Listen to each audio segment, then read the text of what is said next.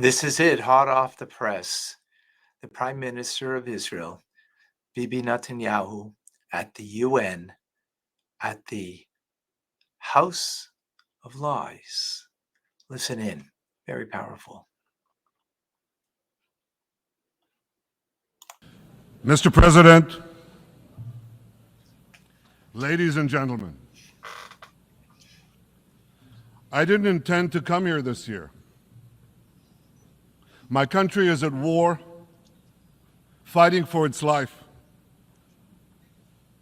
But after I heard the lies and slanders leveled at my country by many of the speakers at this podium, I decided to come here and set the record straight.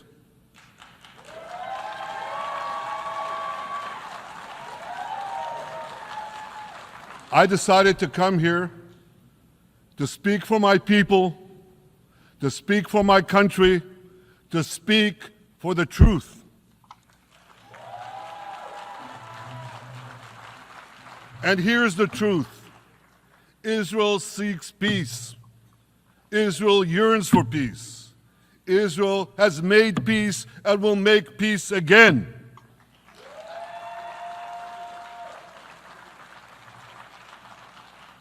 Yet we face savage enemies who seek our annihilation, and we must defend ourselves against these savage murderers. Our enemies seek not only to destroy us, they seek to destroy our common civilization and return all of us to a dark age of tyranny and terror. When I spoke here last year, I said we faced the same timeless choice that Moses put before the people of Israel thousands of years ago. As we were about to enter the Promised Land, Moses told us that our actions will determine whether we bequeath to future generations a blessing or a curse. And that is the choice we face today. The curse of Iran's unremitting aggression, or the blessing of a historic reconciliation between Arab and Jew.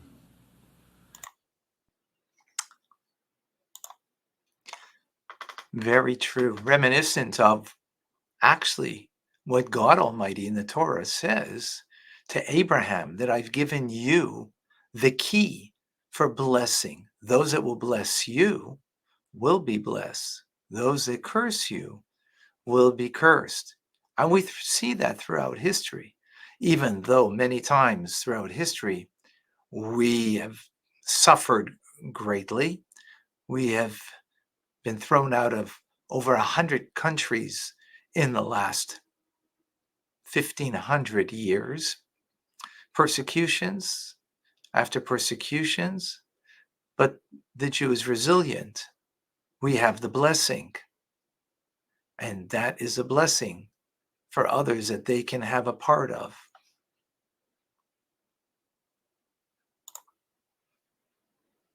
In the days that followed that speech, the blessing I spoke of came into sharper focus. A normalization deal between Saudi Arabia and Israel seemed closer than ever. But then came the curse of October 7th. Thousands of Iranian-backed Hamas terrorists from Gaza burst into Israel in pickup trucks, on motorcycles, and they committed unimaginable atrocities.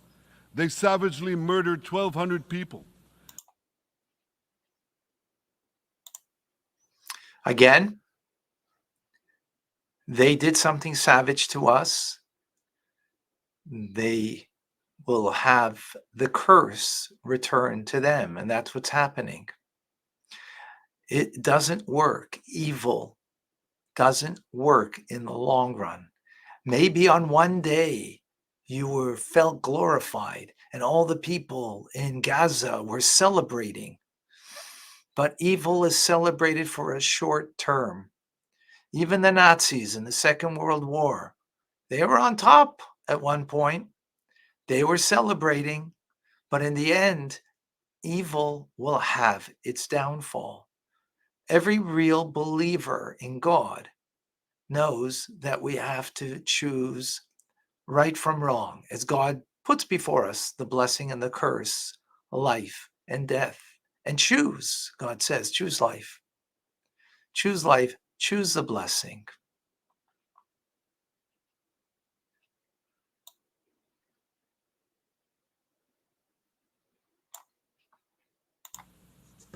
This is the map I presented here last year. It's a map of a blessing. It shows Israel and its Arab partners forming a land bridge connecting Asia and Europe between the Indian Ocean and the Mediterranean Sea. Across this bridge, we will lay rail lines, energy pipelines, fiber optic cables, and this will serve the betterment of 2 billion people. Now look at this second map. It's a map. Look at the second map. It's a map of a curse. It's a map of an arc of terror that Iran has created and imposed from the Indian Ocean to the Mediterranean. Iran's malignant arc has shut down international waterways. It cuts off trade. It destroys millions, destroys nations from within, and inflicts misery on millions. On the one hand, a bright blessing, a future of hope. On the other hand, a dark future of despair. And if you think this dark map is only a curse for Israel, if you think that, then you should think again. Because Iran's aggression, if it's not checked, will endanger every single country in the Middle East and many, many countries in the rest of the world. Because Iran seeks to impose its radicalism well beyond the Middle East. That's why it funds terror networks on 5 continents. That's why it builds ballistic missiles for nuclear warheads to threaten the entire world.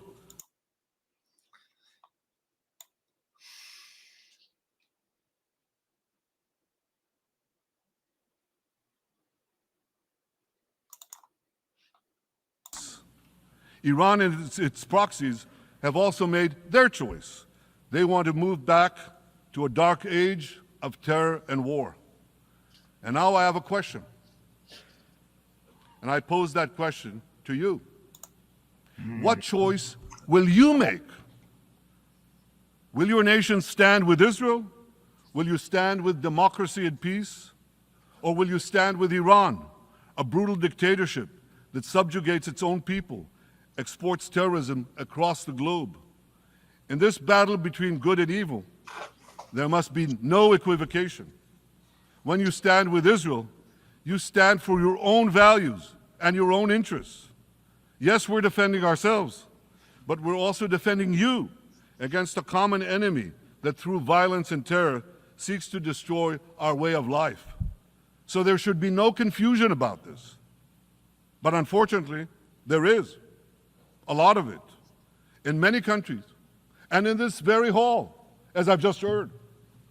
Good is portrayed as evil, and evil is portrayed as good. We see this moral confusion when Israel is falsely accused of genocide, when we defend ourselves against enemies who try to commit genocide against us. We see this too when Israel is absurdly accused by the ICC prosecutor of deliberately starving Palestinians in Gaza. What an absurdity!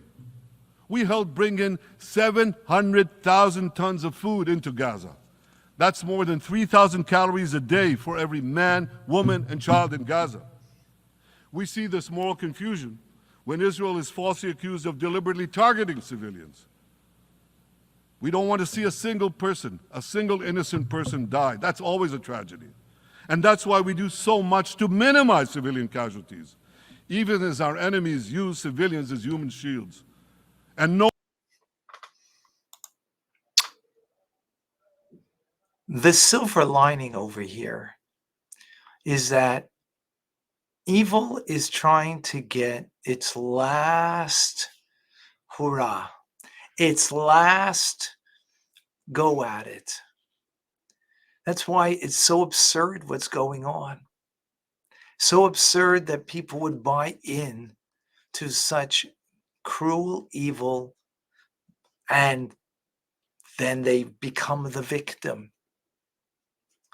This is the last hurrah for evil, for the darkness is the darkest moment in the night before dawn, the dawn of a new era, a dawn that's going to bring the light of God into this world, times of Mashiach, redemption, where in the end, believe it or not, we won't have greed.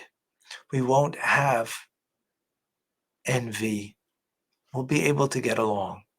But in this moment, we still need to deal with the evils of the world.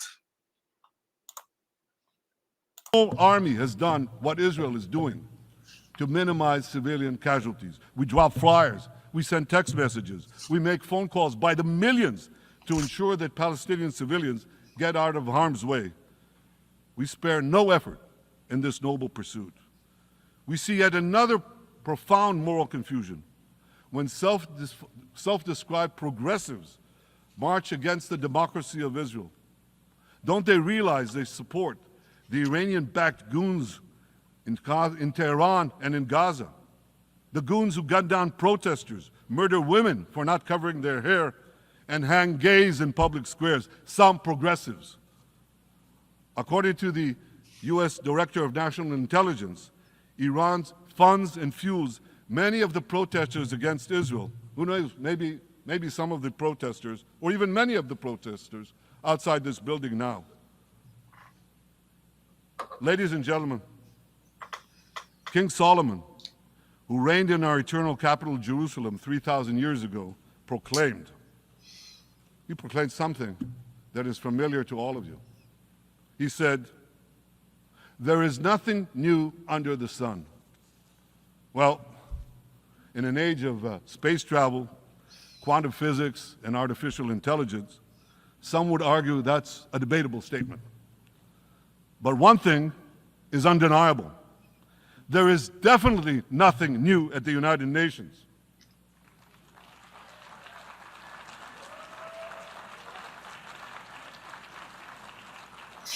Take it from me. I first spoke from this podium as Israel's ambassador to the UN in 1984. That's exactly 40 years ago. And in my maiden speech here, I think it's the same podium, by the way. In my maiden speech here, I spoke against a proposal to expel Israel from this body. 4 decades later, I find myself defending Israel against that same preposterous proposal. And who's leading the charge this time? Not Hamas, but Abbas, Palestinian Authority President Mahmoud Abbas. This is the man who claims he wants peace with Israel. Yet he still refuses to condemn the horrific massacre of October 7th. He's still paying hundreds of millions to terrorists who murder Israelis and Americans. It's called pay for slay. The more you murder, the more you get paid. And he still wages unremitting diplomatic warfare against Israel's right to exist and against Israel's right to defend itself. And by the way, they amount to the same thing. Because if you can't defend yourself, you can't exist. Not in our neighborhood, certainly, and maybe not in yours. Standing in this podium 40 years ago, I told the sponsors of that outrageous resolution to expel Israel, "Gentlemen, check your fanaticism at the door." Today, I tell President Abbas and all of you who would shamefully support that resolution, check your fanaticism at the door. The singling out of the one and only Jewish state continues to be a moral stain on the United Nations. It has made this once respected institution contemptible in the eyes of decent people everywhere. But for the Palestinians, this UN House of Darkness is home court. They know that in this swamp of anti-Semitic bile, there's an automatic majority willing to demonize the Jewish state on anything. In this anti-Israel flat earth society, any false charge, any outlandish allegation can muster a majority. In the last decade, there have been more resolutions passed against Israel in this hall at the UN General Assembly than against the entire world combined. Actually, more than twice as many. Since 2014, this body condemned Israel 174 times. It condemned all the other countries in the world 73 times. That's more than 100 extra condemnations for the Jewish state. What hypocrisy, what a double standard, what a joke. So the UN's hostility.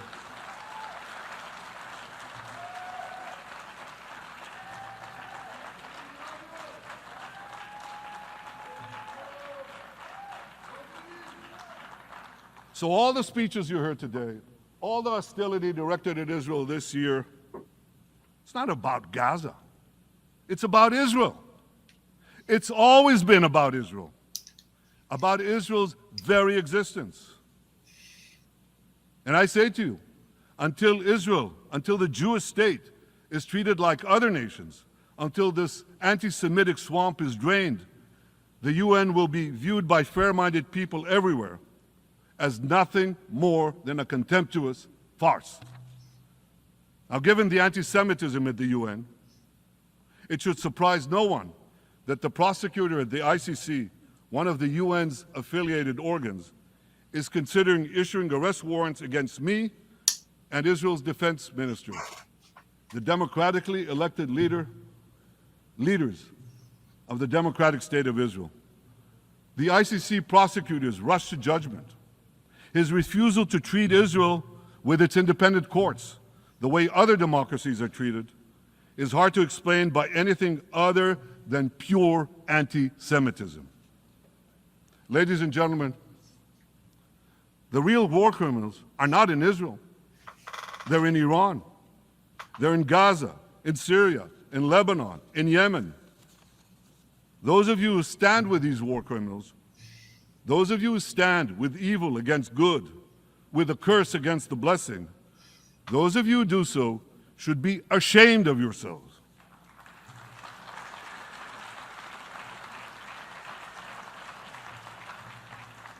But I have a message for you.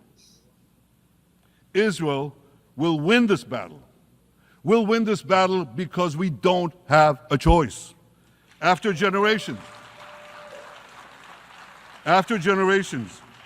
in which our people were slaughtered, remorselessly butchered, and no one raised a finger in our defense, we now have a state. We now have a brave army, an army of incomparable courage, and we are defending ourselves. As the book of Samuel says in the Bible, Netzach Yisrael lo yishaker. The eternity of Israel will not falter.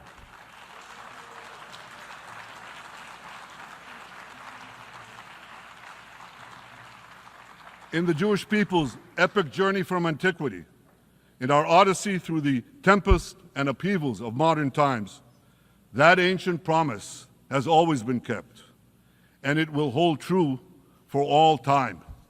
To borrow a great poet's phrase, Israel will not go gently into that good night. We will never need to rage against the dying of the light, because the torch of Israel will forever shine bright.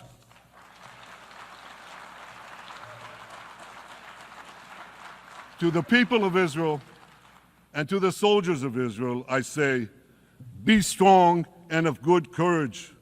חזקו ואמצו ואל תיראו מפניהם, כי אדוני אלוהיך הוא ההולך עמך, לא ירפך ולא יעזבך. Am Yisrael Chai, the people of Israel live, now, tomorrow, forever. Thank you. That is true. The verse that he quoted from the Torah portion, that God is with us if we stay attuned to God and to the message of the Jewish people. The Jewish people are here to change the world for good, through goodness and kindness, through another mitzvah, through another good deed, that we are here to bring that, not just for the Jewish people, for the entire world, that God's presence should be in our personal lives. That way we choose right from wrong. We choose the blessing instead of the curse, recognizing that God is present and real in our lives. Part of that is that the command and the good that we have to do is to eradicate evil. But to eradicate evil is not what our end goal is. Our end goal is light and blessing, goodness and kindness. But for that to prevail in the entire world, let alone in the Middle East, evil needs to be eradicated.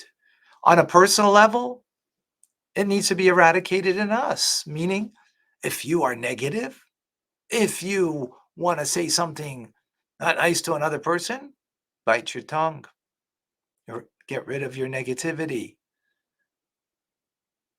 Do something good. Be positive. If it's just your aggression that you want to release on somebody, no. Ultimately, that needs to be removed in our personal lives and in the collective life of this world. And we have the obligation to do it personally, and we have the obligation to do it to others who want to bring harm to others. And that's what we're doing right now in Israel. But our end goal is a world of good, a world of peace, peace that the presence of God is in everyone's life. And therefore, there won't be an envy. There won't be greed. There will not be jealousy. There will be just God's presence, goodness and kindness between all of us. A world of good, redemption, Mashiach now. Bibi, stand strong. Jewish people, stand strong. And we will overcome and fulfill our ultimate mission.